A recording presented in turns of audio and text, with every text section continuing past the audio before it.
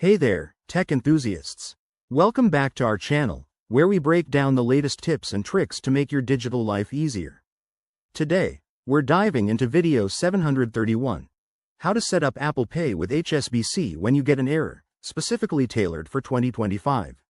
If you've been struggling with errors while trying to link your HSBC card to Apple Pay, you're in the right place.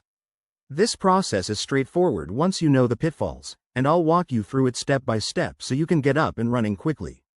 First things first, make sure your devices are ready. Start by updating your iPhone or Apple device to the latest iOS version for 2025.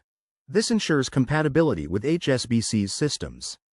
Head to Settings, General, Software Update and install any available updates. Next, open the HSBC app on your device. If it's not up to date, grab the latest version from the App Store to avoid common error messages like "Card not supported."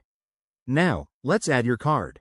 Launch the Wallet app on your iPhone, tap the plus icon, and select Debit or Credit Card.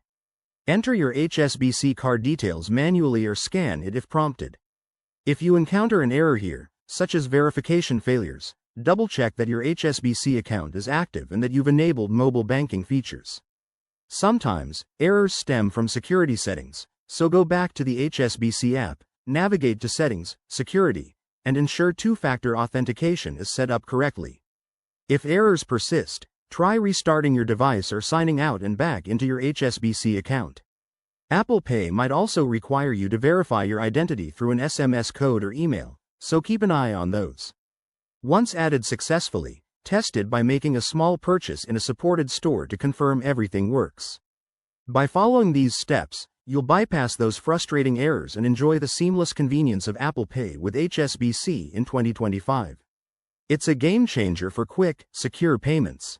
If this helped, hit that like button and subscribe for more tech tutorials. Drop your questions in the comments below, I've got you covered. Thanks for watching, and see you in the next video.